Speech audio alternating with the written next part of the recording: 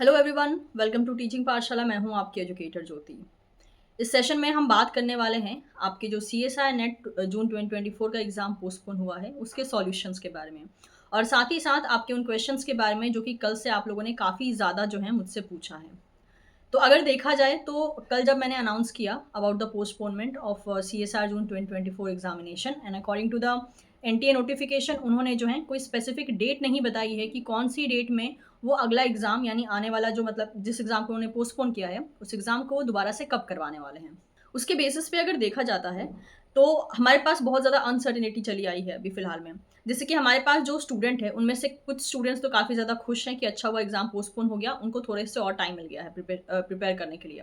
और कुछ बच्चे जो कि एकदम रेडी बैठे हुए थे कि yes we are completely ready और 3 से 4 दिन में एग्ज़ाम हो जाएगा, हम अपना बेस्ट देंगे और टेंशन खत्म हो जाएगी, ठीक है? तो उनके लिए ये एक तरीके से सैड न्यूज़ है। इनफैक्ट लाइक मैं अगर अपनी बात करूँ तो मुझे अभी भी समझ में नहीं आ रहा कि इस न्यूज़ पे कैसे रिएक्ट किया जाए, क्योंकि 2 पर्सपेक्टिव है। एक ये कि हम ये मान के चल सकते हैं कि भाई ये एग्ज़ाम पोस्टपोन करवा के जो है एक तरीके से चीज़ों को और डिले कर दिया गया है, जिससे कि हमारी मुश्किलें और बढ़ जाएँगी, बिकॉज़ जो अगला वाला साइकिल होगा, उसके साथ ये साइकिल जो है एक तरीके से आप कह सकते हो कि थोड़ा-सा मतलब इंटरमिक्स होने लगेगी, राइट? और दूसरी अगर एक पॉज़िटिव बेसिस पे देखा जाए, तो क्योंकि अभी जैसे कि आपको पता है कि एनटीए का जो इन्वॉल्वमेंट है, या फिर आप कह सकते हो कि जो अभी फ़िलहाल में नीट का स्कैम चला, उसके बाद यूजीसी नेट का जो पेपर था, उसको करवा के फिर उसको रद्द कर दिया गया, कैंसल आउट कर दिया गया।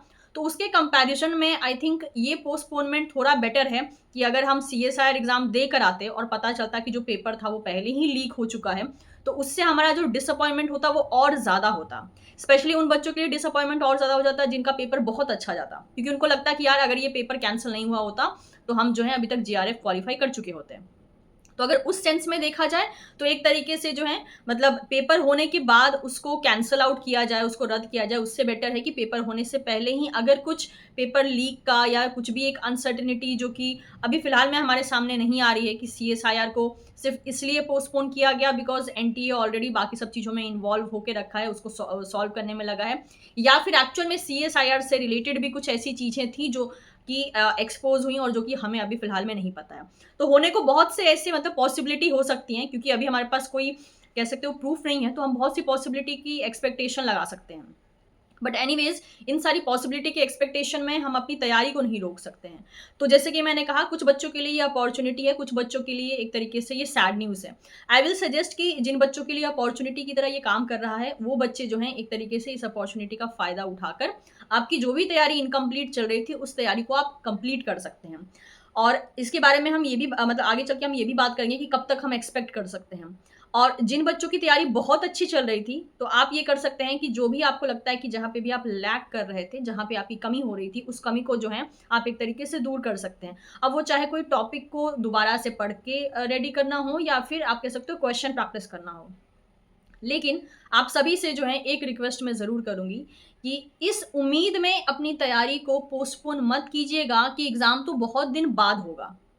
क्योंकि देखिए, मेरा ये मानना है कि हमें फ़िलहाल में अभी उस सैनिक की तरह रेडी रहना है, जो सैनिक हमेशा रेडी रहता है कि भाई युद्ध कभी भी लग सकती है और मुझे कभी भी जाना पड़ सकता है, ठीक है? वो अपना जो ट्रेनिंग है, वो अपना जो मेंटल स्टेटस है, उसको वो इस तरीके से रिलैक्स नहीं रखता है कि नहीं यार युद्ध तो यार आने वाले 1 महीने में लग ही नहीं सकता है। इस एक्सपेक्टेशन में वो नहीं रहता है, वो हमेशा रेडी रहता है। हमें भी फ़िलहाल में वैसे ही रेडी रहना है। क्योंकि जैसे कि आपको पता है कि ये जो नीट का और यूजीसी नेट का जो मैटर चला है, उसमें अभी सीबीआई का एक तरीके से इन्वेस्टिगेशन चल रहा है। अब ये इन्वेस्टिगेशन कितना टाइम लेता है, उस बेसिस पे डिसाइड होगा कि यस हमारा सीएसआर एग्ज़ाम कब हो सकता है।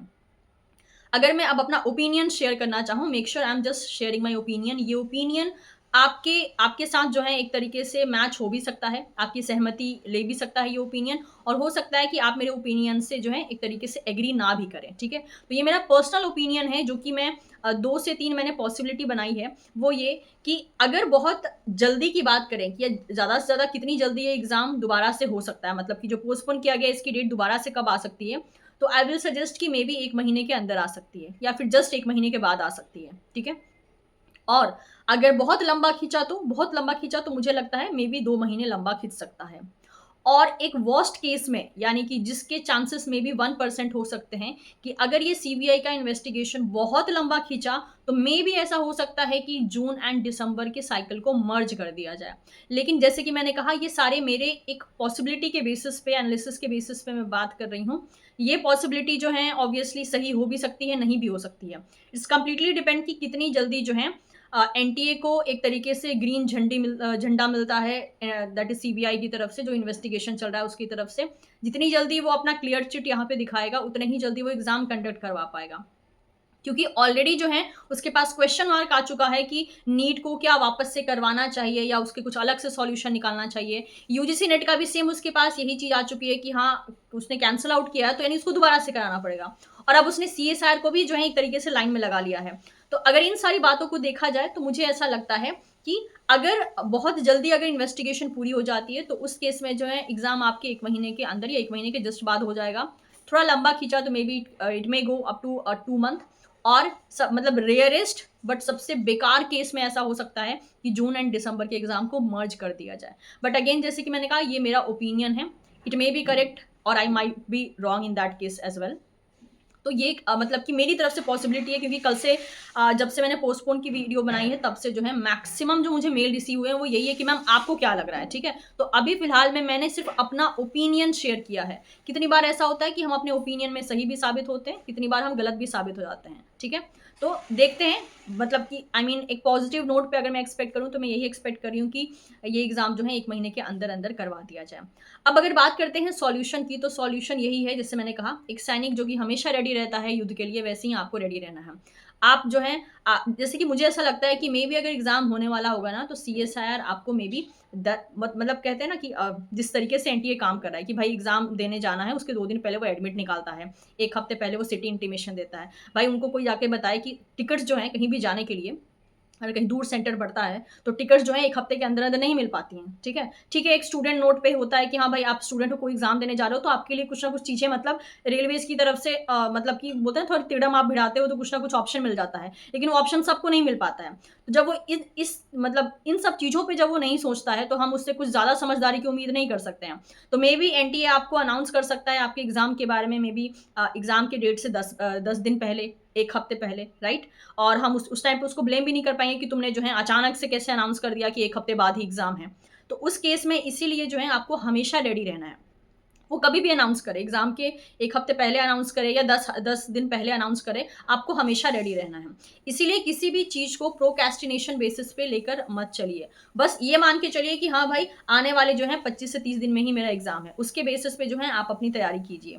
जो चीजें अधूरी रह गई हैं उसको आप जो है आने वाला जो 10 दिन है, 15 दिन है, उसको टाइम लेकर जो है उन अधूरी चीजों पे अपना फोकस बनाइए। मे बी आप नया टॉपिक भी टारगेट कर सकते हैं अगर आपके इनिशियल जो पोर्शन है उसका अच्छे से रिवीजन हो चुका है तो। और अगर आपको लगता है कि मेरी तैयारी सब कुछ अच्छी है, कुछ चीजें अभी भी बाकी हैं, तो उसको अच्छे से रेडी कीजिए, क्वेश्चन प्रैक्टिस कीजिए। और जहां जहां पे आपको लगता है कि भाई ये जो है मेरा कमजोर पॉइंट है, मैं इसको ठीक कर सकता हूँ, उन सब चीजों को जो है ठीक कीजिए। क्योंकि ये जो वक्त मिला है इसको वेस्ट नहीं करना है, इसको यूज करना है, इसको यूटिलाइज करना है। कहते हैं ना कि जब आपके सामने एक सिचुएशन आती है तो आप उस सिचुएशन को अपॉर्चुनिटी में कन्वर्ट कर सकते हो या फिर उसको आप नेगेटिवली ले सकते हो। ठीक है, तो दोनों ऑप्शन आपके पास है।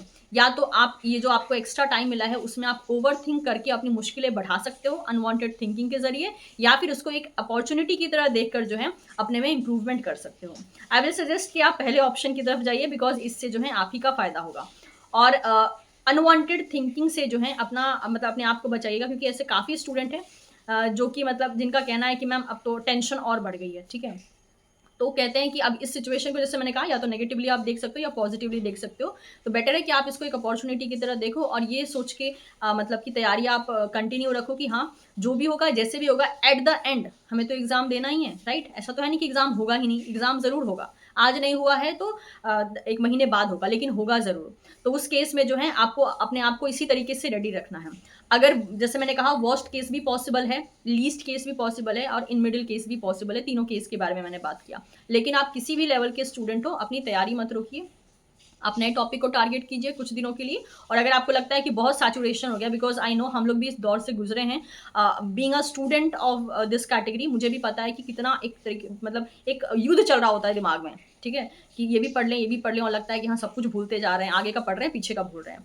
तो इसीलिए मैं मतलब आप ये भी कर सकते हो कि अगर आपका दिमाग बहुत ज़्यादा सैचुरेट हो गया है, तो 1-2 दिन का ब्रेक ले लीजिए, क्योंकि इतनी जल्दी तो डेट ये निकालेंगे नहीं, ठीक है? और डेट निकालेंगे भी तो मे बी इनके लिए पहले नीट और यूजीसी को ये फ़ोकस करेंगे, उसके बाद ये सीएसआर को फ़ोकस करेंगे, क्योंकि इसी तरीके से जो है लाइन में ये एग्ज़ाम्स लगे हुए हैं।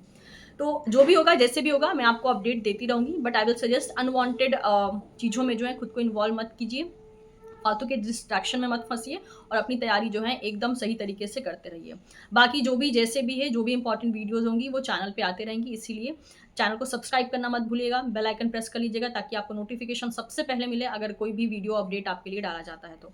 And don't forget to subscribe teaching Pathshala for more such video updates. Thank you so much everyone. Suggestion अगर यूज़फुल लगा हो तो इसे आप अपने दोस्तों के साथ भी शेयर कर सकते हैं। Bye bye and have a great day guys.